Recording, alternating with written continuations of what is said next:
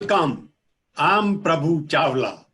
Welcome to the E-Expressions, the digital platform of the New Indian Express Group for fearless dialogue and debate which favors none and fears none.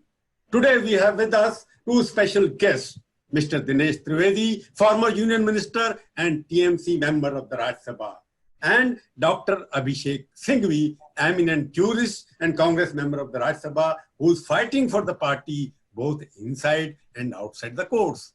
Topic for the debate is paralysis of the national opposition. Welcome to both of you, Dr. Saab and Dinesh ji. पहले मैं आपसे शुरू करना Dinesh ji, I want to ask you one question. Are you in the opposition, if at all, to whom? No, I think this is a very philosophical question. Basically, those who are not in the ruling becomes in the opposition. But if you take Bengal, then we are in the ruling.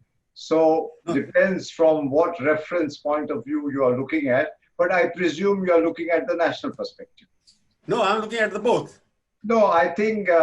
because ruling party also has the opposition. So it's like this, that no matter where you are, you have always got to think about the country and the people. So once your perception is larger than being in the opposition or being in the ruling, then I think life becomes a little more clear and your objective also becomes more noble. So from that point of view, I'm not really looking at from any other point of view. That we are in public life, we are in politics, we are in of the people, for the people and by the people. But if you take the parliamentary democracy, then in parliament we are certainly in the opposition. No, I'm going, before I move back to the national opposition, because both of you belong to the same state as far as the Rajya Sabha membership is concerned. Yeah. It's a unique position there, where the TMC is the ruling party, Congress is in the opposition, BJP is also in the opposition, so is the CPM. All the three parties are nationally opposition to the ruling party. But what I feel is what it reflects in West Bengal also seems to be reflecting at the national level that the opposition parties are not united against each other also or for each other also. Congress is fighting TMC, TMC fighting CPM, CPM fighting Congress. So that's the model which is creating a sense of national opposition. Do you agree or not?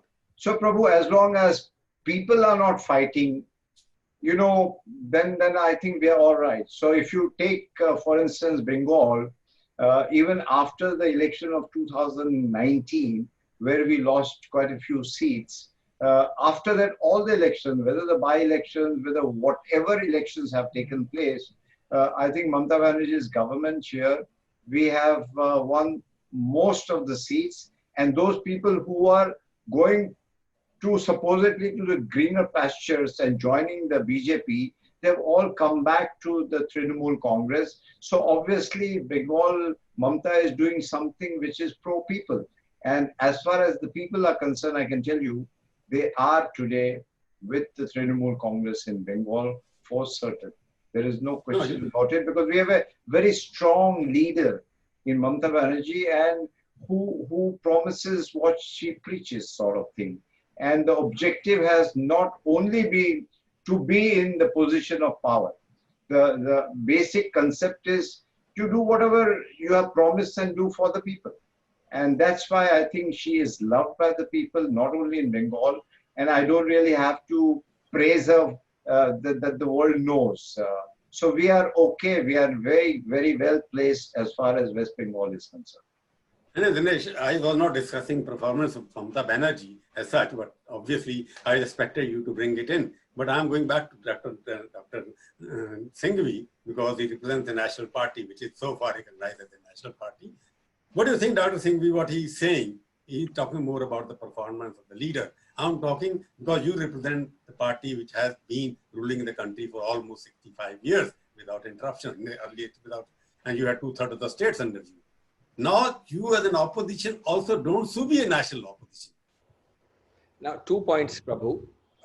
One, apropos the question you put to my friend, Mr. Dinesh Trivedi, I think the myth that you can be in opposition in a state and yet be in a convergence supporting role in the center, that contradiction, the myth of that contradiction has been exploded long ago. As you know, Absolutely. Karnataka to Maharashtra, West Bengal to anywhere else, this is happening now. This has been now the truth for almost 10 to 12 years in this country. And the BJP has also done it, by the way. Point number two, I think you would rarely see, and I think on this, Dinesh will agree with me, a better convergence on the floor of the House in Rajya Sabha than between these two parties. As a matter of fact, to let you know, 50 or 70% of that perfect convergence even happens with the left in the Rajya Sabha. That does not detract from the fact that we are opponents in Bengal. And the third answer to that first question of yours is that this is my personal opinion, not the Congress view. My personal view, Prabhu, is that we need to be clear that for the larger national issue which you are rightly raising, you might have to consider, see, either you consider an Ekla Chalo. That's my personal view, that, you know, for the UPs, for the Bihars, for the structurally problematic states, consider Ekla Chalo and fight for 5 years for Ekla Chalo and then put your hopes after 5 years. And you keep delaying it and therefore you keep delaying the whole process. But possibly for some other states, don't do Ekla Chalo, go around and behind the poll party, which you know is the poll party. I'm talking of national politics, and support it to the extent you can. In Bengal, it would be obviously the TMC. Mamata Banerjee is the poll leader there. So these are my 3 points in the first part, but one more sentence would permit me without exceeding a time limit. I would like most respectfully and humbly to rephrase your topic for today. I just saw it 2 minutes ago. Not that I'm rephrasing it, not that I'm the editor, not that I'm the boss as you are. No, you have the right to suggest it. The suggested rephrase makes my point. I think it's wrong to say paralysis. I don't think that people who have lost, and somewhat badly, have been so active as the Congress, for that matter, Trinamool, both in and out of Bengal. In every which way, there's no paralysis. But yes, I would agree with you that, and again, you represent a large swathe of territory in the south, so this is relevant for you. Our action, in fact, we've been accused of being overactive, press conferences, processions, abhiyans, campaigns, everything. But while the messaging is there in the south states, and south is different, there are many anti-BJP states, and the messaging is effective also.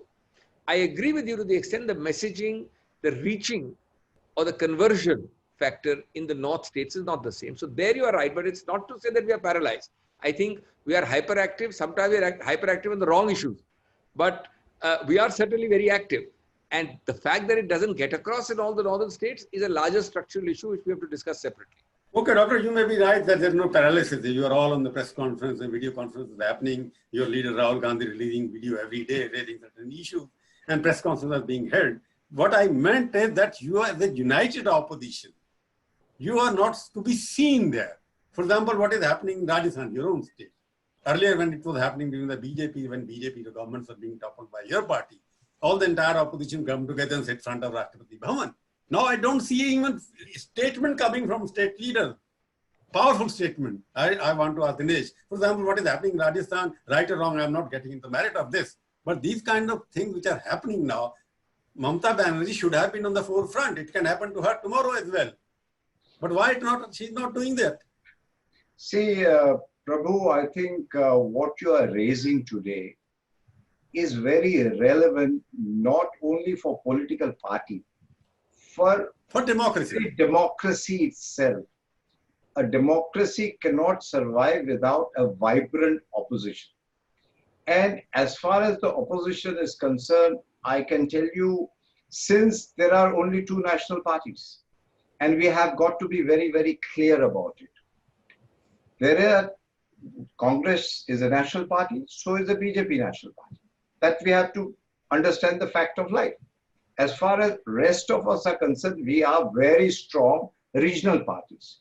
So we do not want to interfere in somebody else's business as far as that is concerned. But now, having said that, we need to recognize the fact.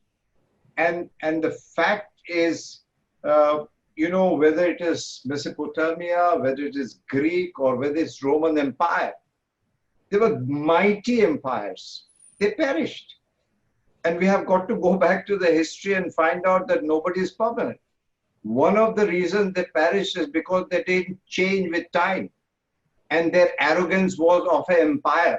And I'm not commenting only on the National Congress Party, but the fact is, I was reading very interestingly, and I'll just take 2 minutes, the story of the Lichvis. And the Lichvis were very strong, very, very strong in Vaishali. And after Bimbisar's death, when Ajat Satru came, he wanted to rule Vaishali, and then he went to Gautam Buddha. He sent one of his ministers saying that, please find out what are the chances of a victory. So Gautam Buddha laid out 4 or 5 things that are this Lishwi dynasty together? Do they respect their elders? Whenever they take decision, they do consult each other. Do they respect women? Answer was yes. So Buddha said, there's no way. Dinesh, So you all are I'm going saying- to, Dinesh, you are going to philosophical history. I'm I've asked you straight question. Are you, as a DMC party, standing with the Congress is what is happening there? Prabhu, I was just concluding and you just disturbed me. Okay, conclude. Please conclude. This is the gist which came out. That if we are not united, then they send to corrupt. You know, in Vaishali it happened. So this is where if you are not united for a philosophy, in public life, Prabhu will live with perception. And today the perception is, and we have to accept it, that there is lack of strong leadership. Unless and until there is a strong national leadership, and the national leadership could emerge from a region also, it is going to be very tough, and let's accept that. Dr. Dinesh, I'm again coming back to you. You're not answering the question. You put a very fundamental suggestion there that national opposition is absent because there is the absence of a national leader. Am I right? Absolutely. So it means you think in the Congress party, there's no leader as such who can carry the entire opposition together. India is a very emotional country. And if you look at a strong leadership where people put their faith in it, and whether one likes it or not, politics is 24/7. You look at Mamta. Even when she was in the opposition or the ruling, it is 24/7. It is not, and I'm not trying to, please don't misunderstand. It's a very grilling thing. It is absolutely, and problem in the modern day life, when you're surrounded by security, then you are automatically away from the ground reality.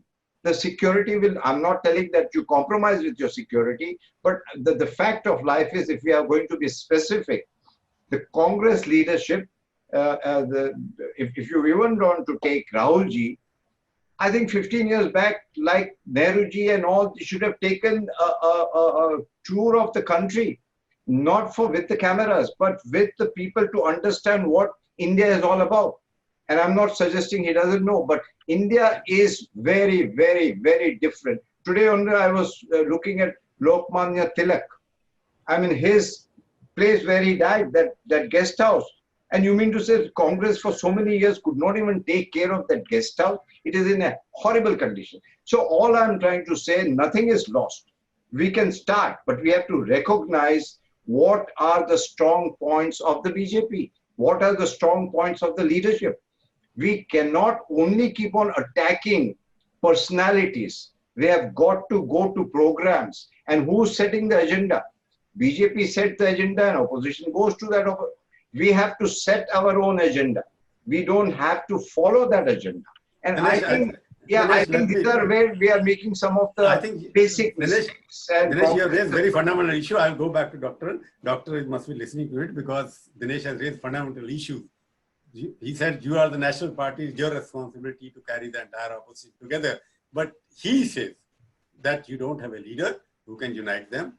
There are part-time, he is hitting that, there are part-time politicians you have got, and therefore the opposition, I can see the opposition divided here in the discussion itself, because they feel that there is a sense of something which should be uniting. Do you agree that there is a sense of leadership in your party? You give me some time, Prabhu, because please. Raised. But it's interesting and amusing that the question started with Rajasthan. Now, first, but he has not answered that. That's the narrower, quicker answer to your question. Rajasthan, of course, is a kind of a cyclical dual state. You, then me, then you and me. So therefore, the focus and the the equation was drawn against between the BJP and the Congress. Not surprisingly, but I agree with the second part of yours. I think later part of Rajasthan, we should have had strong supporting statements or active participation by parties. It's not that parties have not made some statements, but I think the degree of supporting, emotive, moral, and other kind of support for the Rajasthan issue was less than it should be. And that's a question where the question has to be asked of the regional parties and of other parties, because I think they are always more in threat of democratic institutions being decimated, which is what we saw in Rajasthan, and we've seen in Madhya Pradesh, and we've seen in Karnataka, etc. So I think that issue, it was surprising that some of them were little muted and mild. Of course, there has been the left speaking. Occasionally, I've seen a TMC statement. But I think also perhaps part of the fault lies with us that we were so embroiled in, and we were vigorous, not in courts, outside courts and press conferences and campaigns. But in that process, perhaps we did not drag them with sufficient force, because I'm sure they would not mind joining. Not they, I mean everybody in the earth. That's point one. Point two, the larger issue. Well, I take a lot of the comments of yours and Dinesh's with humility. Obviously, when the chips are down, people have a right to be angry at us and abuse us also. Of course, this is the same Congress party which after a long, long gap has ruled for 10 continuous years. I mean, it's not that we were down in the boondocks all along. 10 years, and we ruled a large swathe of territory, at one time about 70% plus of India. Now things change. I will confess that our leadership issue must be decided immediately. And by that, I mean simply this, that you cannot have a semi-vacuum. I have spoken just yesterday at our meeting that Rahul Gandhi took a decision in the aftermath. He had a certain view and he was strong about it. And we respected that view. But I think now sufficient, more than sufficient, inordinate, excessive time has passed. Sonia Gandhi is a iconic figure and is respected. But I don't think she is herself wanting to be in this executive role for too long. So in that context, we have to settle this immediately. And just yesterday in the meeting, I said that Rahul Gandhi should come back with all force. But obviously, this is an issue where I am a little helpless. I think this drift is not desirable, and I think this should be settled immediately. Point number three, I think you need also to realize, Prabhu, that the uniformity of a sole leader at one level is good, but that is what the BJP wants. The one thing this country, according to the BJP, must have is presidential rule. And Mr. Modi is a complete presidential prime minister who makes no bones about it. So I think we are missing a larger point here. I think the strength of India, and not only because TMC is today in West Bengal, tomorrow it may be elsewhere, the strength of India lies in its federalism. From 1991, we've had a structural change in India where we've had a large number of regional parties coming. We don't like the cacophony of regional parties. We don't like the chick-chick. We don't like the disunity.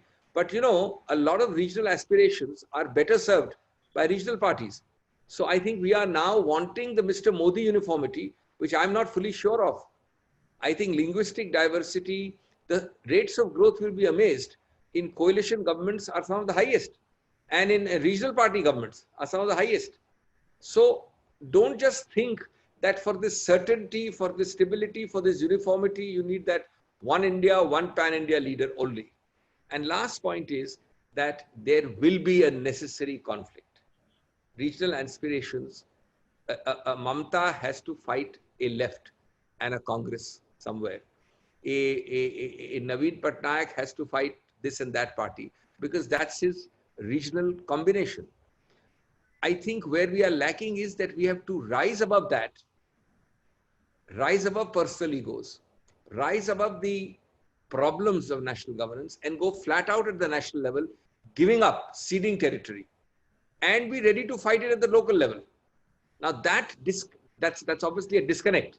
It's also a Jekyll and Hyde thing, but it's a Jekyll and Hyde thing which has been happening. I'm saying it should happen better. A Jekyll and Hyde thing should happen better, and you will then only have the convergence at the national level instead of passing the buck at the national level. But Doctor, do you concede a point with Dinesh is making again and again, that arrogance and absence of a national leader, because you are making Modi is the presidential prime minister.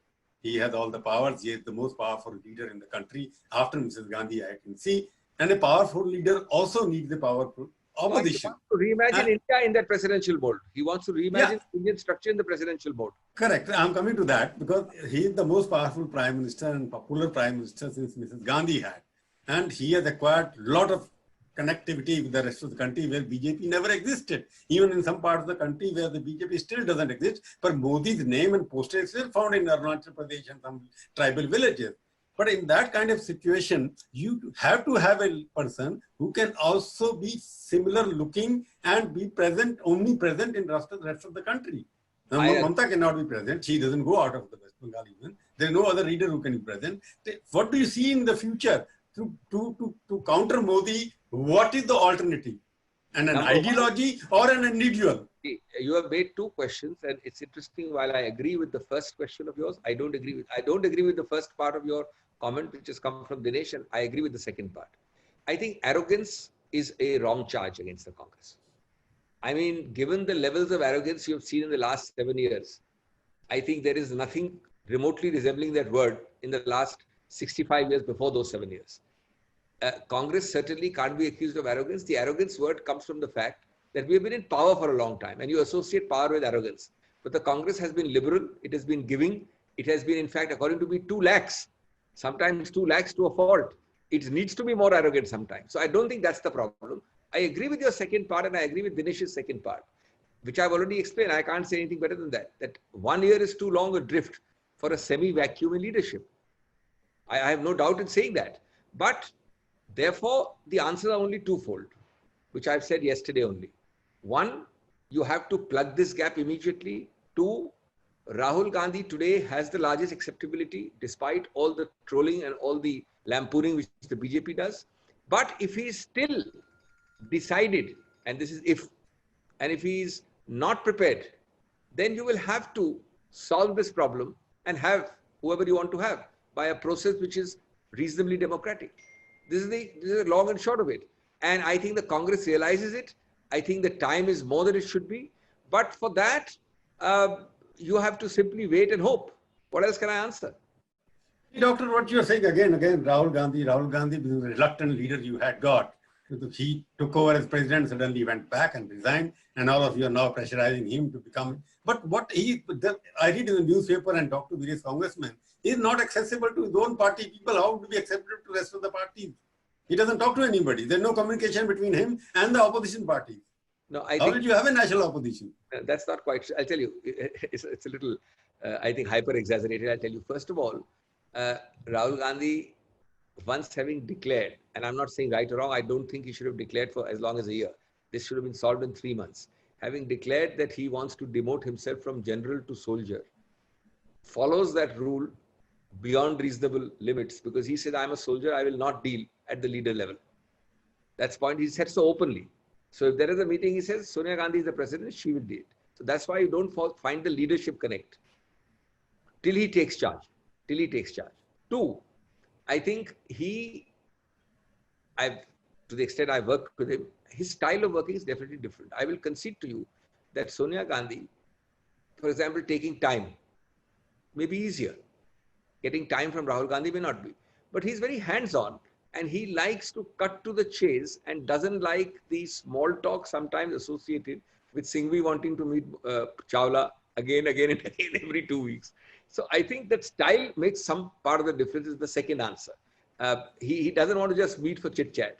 He says you have an agenda and you meet on that. Thirdly, I think you are judging by the last 1 year. That's the problem. He says, I have no local Doctor, sorry, I interrupt you. I'm judging him from 2004 when he became first-time Lok Sabha member. Since then, it's been almost 15 years. 15 years, you postgraduate almost. That he is still stuck. From 4 to 14 is the difference in style. From 4 to now, but for the last year since he ceased to be president, I think it is his approach that, look, I don't want to be not a president and yet act like a president and get people meeting. But before that... Before I bring in Dinesh, do you think the Congress party has the capacity to become a national opposition? You're not a recognized opposition party in the Lok Sabha even now. Do you think with this kind of leadership and fighting going on, people leaving you, Sindhya leaving here, Sachin leaving there, West Bengal leaving, everywhere you're losing people and government. After that, Let me complete. Do you have a capacity to remain a national opposition, or you will also be reduced to regional party and go by the percentage votes? All three of us have watched as students of politics for long enough. Yeah. I think the condescension, the patronizing, and the hubri which the BJP suffers with the Mukt Bharat slogan and all that. History of politics teaches you. I remember very distinctly the answer to your question, that in September and December of 2003, there was not a soul. We used to go to channel, Jaipal Reddy and I, and there used to be condescending pats on the back that you'll do well. Don't worry, you'll do well. Not a soul, if you rewind to that time, thought that the Congress will come back in 2004, and not a soul thought that we'll rule for 10 years. That is the mistake which the BJP is making. I, me, myself, and after me, the deluge. Actually, you'll be surprised. Let me tell you today also. There is a huge disgust with BJP. Number two, I mean very frank, Modi's ratings are higher than his own party. He does transcend. Which has been true, Doctor, that has been true for every Prime Minister. He does. Even VP Singh's popularity was higher than Janata Dal. Vajpayee was much higher than. But to be fair to Modi, his transcending of his own party is by a higher degree. But his own rankings and that of the BJP are riven with disgust. And it is growing. If I was to just recite in 30 seconds, the fear, the control freakism, the decimation of institutions, not from governor, not to courts, not to influencing and scaring institutions, but to decimating them. The misuse of agencies, the economy, no clue. I think on these issues, people are extremely critical, and even BJP supporters are critical. But somehow it is not converting to electoral victory. And that, I think, deserves a deeper study. I have no real answer to that. Partly it is the Congress's fault. No doubt. We are doing things, I mean, they are doing lots of things wrong. We are doing very few things right, it is possible to say. It is also... Dinesh, I'll go back to Dinesh asking question. Dinesh, do you think that at the moment, Congress is not a party which can rally the opposition together, non-BJP opposition together? See, Prabhu, like Singhvi said, that we all have seen politics for last, I don't know, 4 decades or something. What is permanent is change. And nobody is here forever. When Atalji's time and today's time, or Rajiv Gandhi's time, it's very different time. Today we are living in the world of electronics, digital world. And digital world captures your mind. It doesn't let you think. You think you are thinking, but you're not thinking, you're obeying certain orders. And we have to understand that gone are those days. And we have to appreciate the situation. And leaders are not made by position of power. And I'm not again and again talking about Mamata Banerjee. I have seen her. She will get lost. She will always, so many years after years, nobody will support. But she stood the ground because the objective was much larger than only change of government. So we need to change our objective, that overthrowing a government is a very small objective. But sitting by the people, you talk about the migrant laborers, as if the issue is over. That's the problem, that today the ruling party in Delhi will set an agenda and we all follow that agenda. We need to be very focused on the country's economy, the poorest of the poor, and no matter what, we should not get digressed. And since I was the rail mantri, I can say we should not get derailed. And the problem is we must get out of this ego hassle. And whether the Congress is there or not there, I wish them good luck. But at the same time, I tell you, I was in the cabinet in UPA 2, and we had the most democratic functioning cabinet, where even the Congress minister would stick to their ground. We had the voice, we could fight. I had to walk out of the cabinet meeting many times. So I think difference and differing opinions are very healthy for democracy. It slows down the progress, but doesn't matter. So freedom of expression doesn't mean violence. I think there is no substitute for that. And if you miss out on that, then the very essence of India is missed out.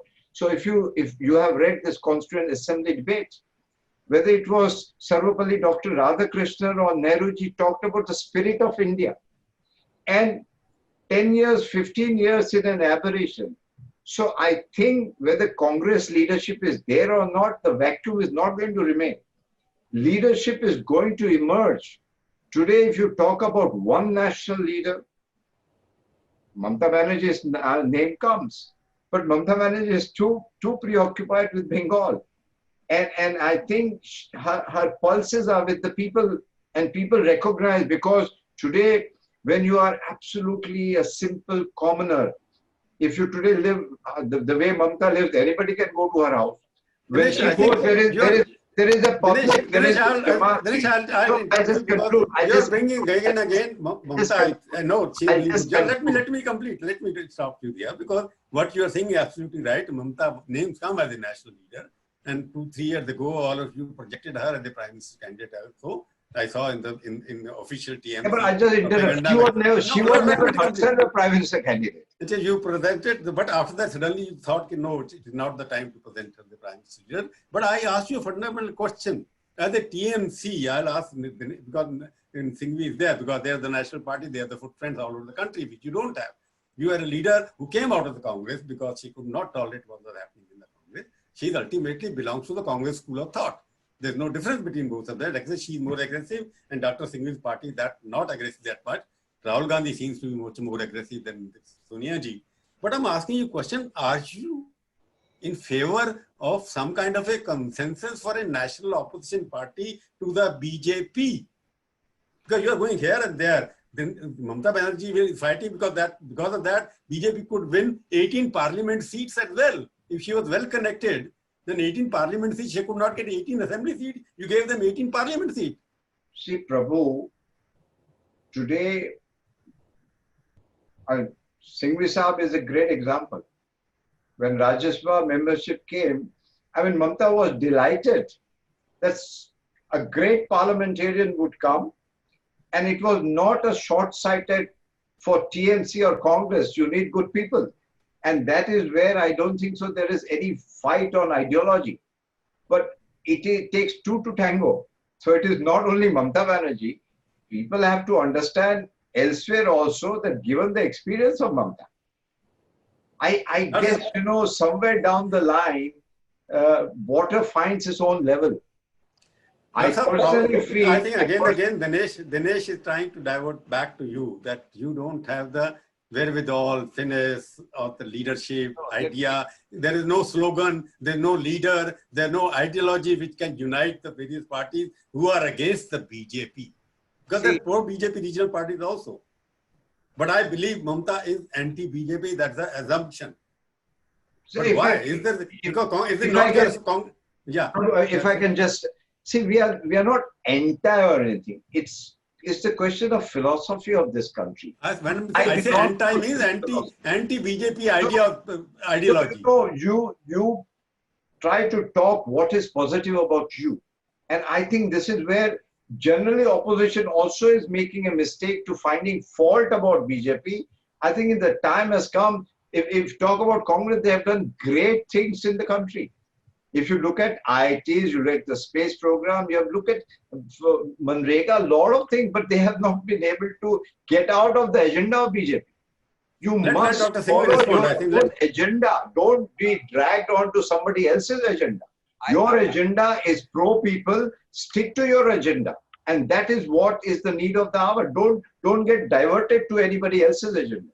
Let Dr. Singhvi, I think we can be nearing the conclusion because I want to have some kind of conclusion. Let Dr. Singhvi say, because the responsibility is yours. I have this theory of reciprocal clashes or reciprocal egos. See, I have on record, it's not my party stand, but I have been on record many times. First of all, let me say that there is probably very few people I know of who are agitational politicians par excellence as Mamata Banerjee is. There have been other ladies in politics in the south in India, in the north state, but the degree and the focus of agitational politics which Mamta brings to the table, I think even her worst opponents concede that it is unrivaled. Number one. Number two, this reciprocal ego problem is to be solved, and it's a two-way street. The clapping has to be with the two hands. First of all, I went on record for that reason saying you make categories of states. You make Ekla Chalo states, you make coalition states, but then you have a third category, which I specifically named West Bengal. That once you analyze the vote share and the seats over the last few years, and if you find the BJP making a huge beachhead, at least attempting to, then you must support the single pole there. And I said this for the left and for the Congress. It was not accepted at a particular time, but that was my official view. And this does not mean that if you have a one-size-fits-all, for West Bengal I say it, I also say it for XYZ state. That's the second point I want to make. And I think we are not functioning like that, what is called a nuanced categorization. We are taking a blanket approach. Third, but reciprocal question has to be asked, Prabhu, and that's the question you asked. Suppose you come close to, and this is a very concrete question, an answer to your, my question is an answer to your question. You come to something like 230 in a 270 cutoff or a 272 cutoff. Now, you assume Prabhu Chawla is at 230. Do I have a guarantee, not Prabhu Chawla alone, but I mean his allies and all that. Yeah. Do you have a guarantee that the balance who are otherwise coordinating with you in Parliament, supporting you in Parliament, who are otherwise with you in Parliament, will not have personal egos rising to the surface to deny you that 42 figure? That is also a question. And that has happened in the past. It has happened from particular leaders in UP. It has happened in other sources. So I think that reciprocal thing has to be very clear that, look, you may not like the Congress, you may not like certain people in the Congress, but if the Congress has breached to a reasonable degree, everybody needs to be supporting it to bring it to the magic figure, because I don't see magical figures coming so easily every time. And then you can't be a spoiler. Now, just like national parties have been spoilers for regional parties have also been spoilers for national parties. And that's why you have a lack of unity which the BJP gains in. You have raised a very fundamental question. I am also going to raise, because you are saying order 230 number, you put it there, because Congress party, 240, whatever the figure is, that's range. For about 10 Lok Sabha election, Congress party was almost near majority or 2/3 majority most of the time. It is the first time the BJP has got to 300 marks crossed. For Congress from 54 to become a ruling party again, I don't know what magic will have to take place, because you don't have a leader, you don't have. But I'm trying, there is now growing tendency, there's a conflict between regional aspirations and national necessity of a national opposition. There's a conflict between those, because regional aspiration, we don't know who is going to compromise with whom at the last moment, because of agencies, because of something else. You win with Congress parties, you go and join BJP, or you win with BJP, you go and join Parsi. So I'm taking out whether India will ever have some kind of a national opposition led by a national leader. That's the question I want both of you to answer. He can say Mamta is a leader, but she doesn't come to Delhi to address the press conference against whatever wrong with this government or any other government. But she was part of the BJP government, she was part of the Congress government. So she has been on both the places. You have got the DMK, we don't know where they will go. You got TDP, you have got various regional parties. We don't know what is the status of national opposition. Does India need an opposition at the national level or not, which is based on ideology, principles, Dinesh says on merit, case-to-case basis? Is there a concept of case-to-case opposition, national opposition case-to-case? It's ideology-based. 100% it does need. That need, however, to be very candid, will not be fulfilled in the near future, because ultimately there are only two national parties. When you say national, it doesn't mean through a national party only. And the Congress will take some time to journey back to that position near that. But my point is that it is mistake to think that unless the Congress matches the numbers of BJP, you will not have a national opposition. It is incumbent on all the regional parties to contribute to the national opposition. It's incumbent obligatory to contribute to the national opposition, even though which the national? Which BJP? I'll tell you the example. There are today, for the last 1 year, and I have no qualms saying it openly, if you leave aside Mamta Banerjee, two leaders of the largest state of UP have been in mysterious, inexplicable Silence. Unbelievable. Absolute abdication and silence. How do you talk? I mean, why do you blame the Congress? The Congress cannot take it upon itself if you don't have the largest state of UP getting activated. Some of us know the reasons, some of us guess the reasons, some of us don't know the reasons. But the point is, has it ever happened that in 1.5 years? Now, it has not happened necessarily because of the generosity and the large-heartedness of both those leaders.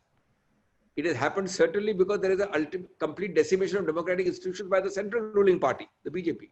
But the point is, unless people stand up to such pressure tactics of the ruling party, you will not have a national opposition. You don't expect the Congress to miraculously become from 44 to 272.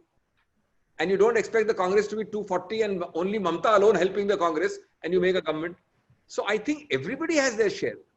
There has been a very steadfast person in the South, DMK. He has remained steadfast despite allurements and inducements. But what I'm saying is, for the national composite collective opposition, there are a lot of roles to be played by a lot of people who fit in the puzzle who are not playing that role.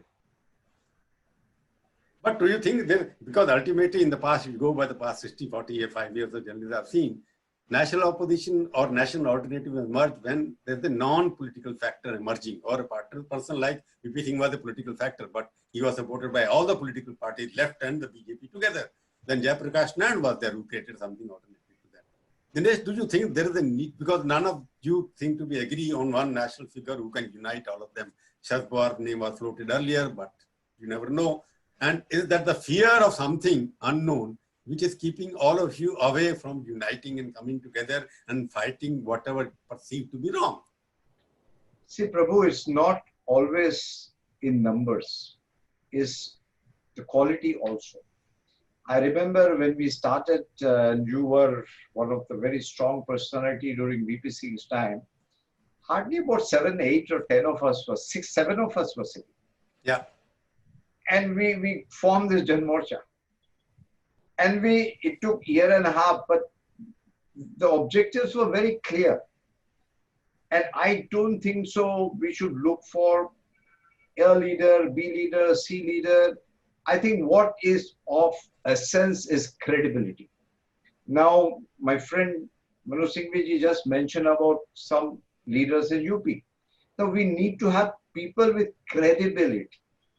And what perhaps is lacking, and I have no hesitation in accepting, that opposition also needs to have credibility. Because, and that comes with a lot of work. It doesn't come so easily. It cannot happen if 10 people, we just go on the stage, hold our hands, put the hands on the top. It doesn't work. The times have changed. Today, the youth is looking for a definite answers. And my point is very, very clear. Nothing remains stagnant.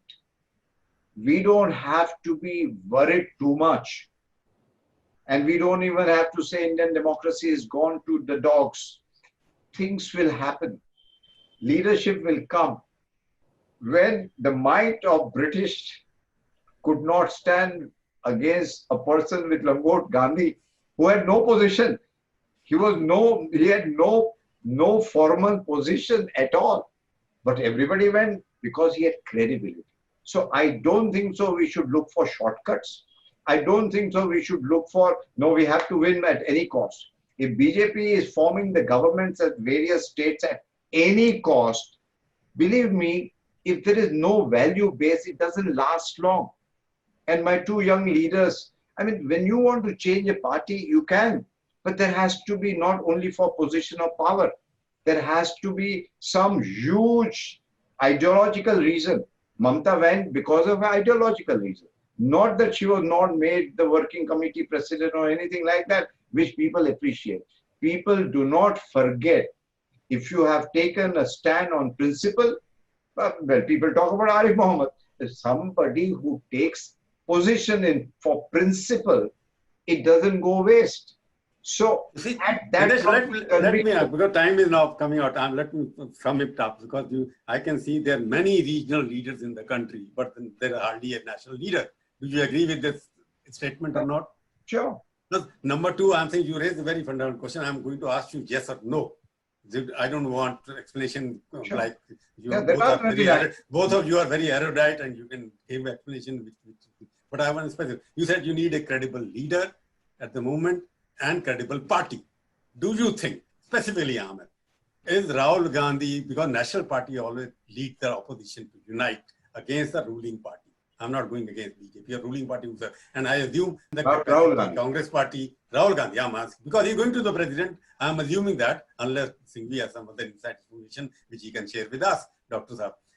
Do you think Congress Party can lead the united opposition in the near future under Rahul Gandhi? Yes or no?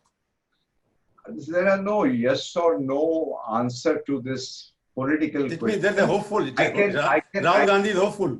No, I can only tell you that I have personally interacted with Rahul Gandhi many times. At a personal level, he is a very amicable person. But you say that yes or no? The jury is still out, and people change. When Indira Gandhi was as of today, when we are discussing, Rahul, I'm just answering, and there is the answer that Indira Gandhi was termed as Gungi Gudiya. She changed. So it all depends whether Rahul Gandhi is in to change the style. With the present style, I'm not very sure, because you have got to be 24/7, and in your house there has to be a mela. If you look at all the leaders' house, there is a mela outside the house. There's a chai wala, there's a TV wala, there are people. Dinesh, you're saying as of now, the way he's conducting himself, he's not now, suitable. I'm not very sure about the thing, but jury is still out, and there are many regional leaders who are very, very strong, and they are liked by the people. So jury is still out, and we don't discount the regional leadership. Tomorrow they can become national leaders as well. I'm going to Singhvi for Dr. Singhvi, you tell me one thing, because he has given what you have heard him very clearly, and he's being very person who doesn't speak like other politicians do. I'm asking you, is Rahul Gandhi and the Congress Party is credible enough, acceptable enough to carry all the anti-BJP people together? Well, first of all, it's an unfair question. Secondly, I'm a journalist. I can ask questions. You may like to give answer the way you want to give it. That if you accuse the Congress for all its ills, and one of the things Mr. Modi accuses us of is that if you sneeze, it is Nehru's fault, is because of the 60 years longevity of the Congress. Well, if priority of 60 to 65 years, you can rest assured, the one thing you cannot say is it doesn't have credibility. These are ups and downs. It's a bad period. And 2 elections in a row is a bad period. But certainly I would reject your word credibility completely. We have possibly the uppermost credibility at the national level. Number 2, Rahul Gandhi was very active in different roles when we won innumerable states. Those states are forgotten, almost 60% of Indian territory. He was very much in the saddle then. He fought hard when he was president. Now, you will not judge by the loss we had in 2019 elections. We lost, no doubt about it. Let me tell you, Rahul Gandhi, only one mistake I would ascribe to him very candidly is to put his foot down onto taking charge immediately after, then after 3 months, then after 6 months. I think this time period is too long. There I agree with you. But otherwise, at the moment, the Congress is united behind people. That charge should be taken immediately, and he must lead us. And there is no question of credibility. You know, once you get into the saddle, the problem is this drift and this gap is an issue which has to be decided, which is why he has to, leave everything and get into the saddle. He can provide a national opposition because what he says, Modi's slogan was Congress Mukt Bharat. Congress Mukt Bharat, with most of the states you have been removed through election or other means, you have lost most of the states. But Prabhu, the style is of Congress only, no?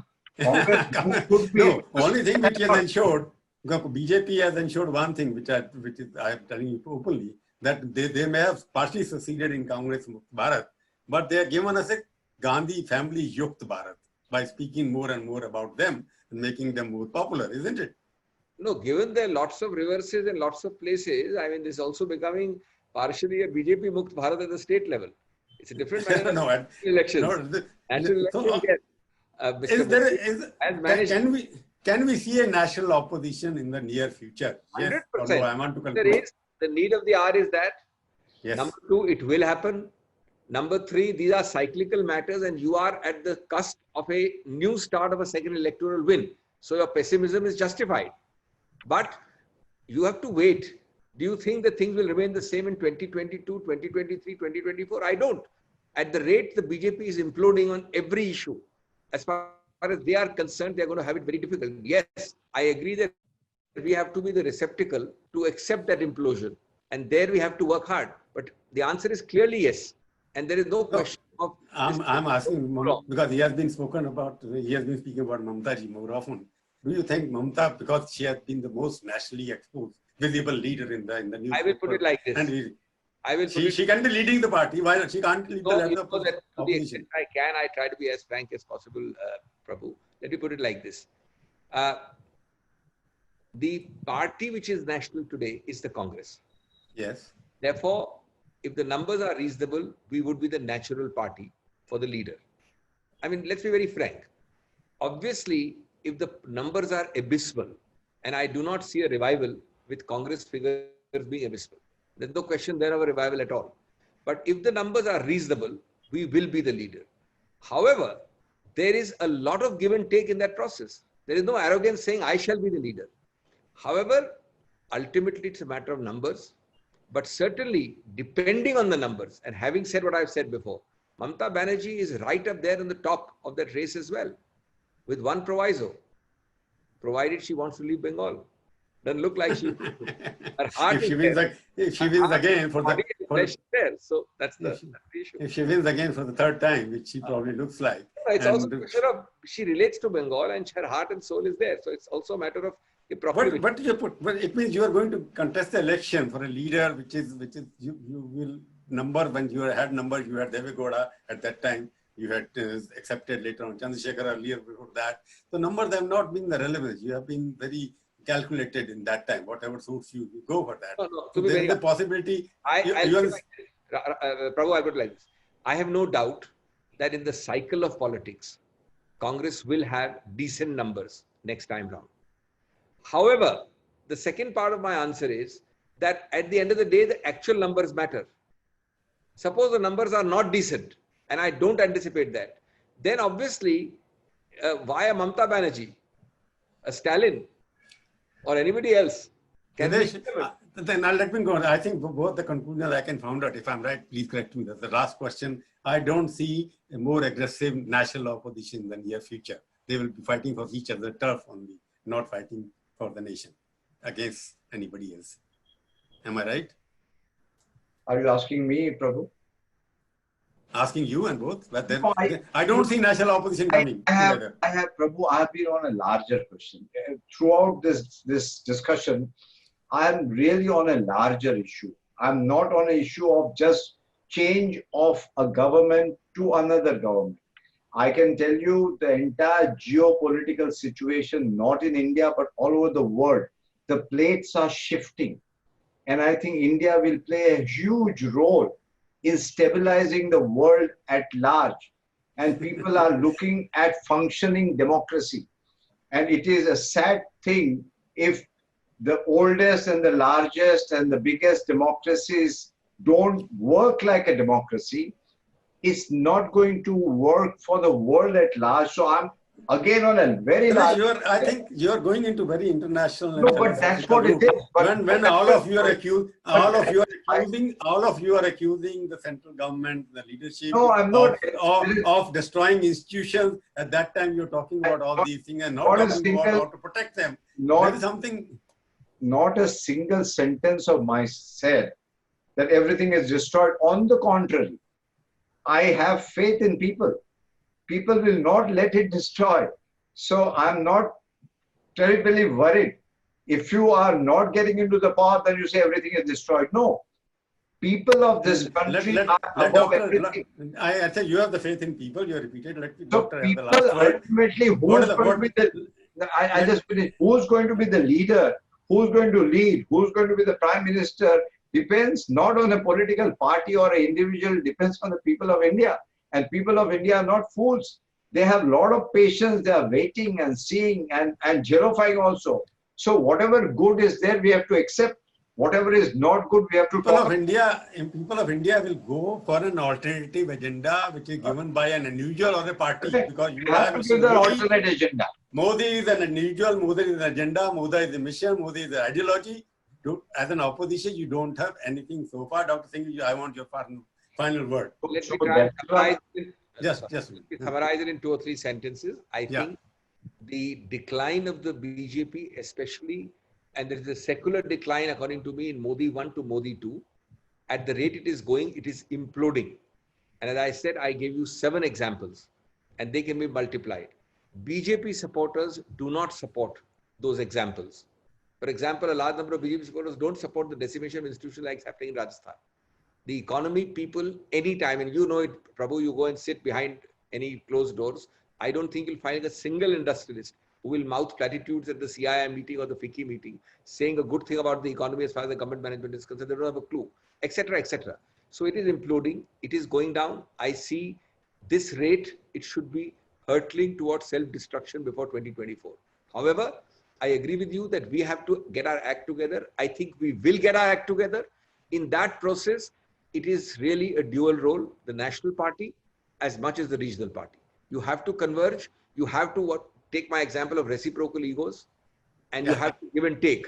And you don't have to sabotage at the end, last minute, the last mile connectivity for personal. You know that has happened in the past. Opposition unity depends on everybody giving up the egos and coming together, reconciliation at every point of view. Thank you very much to both of you for joining today. Thank you, Dinesh. Thank you. Thank you.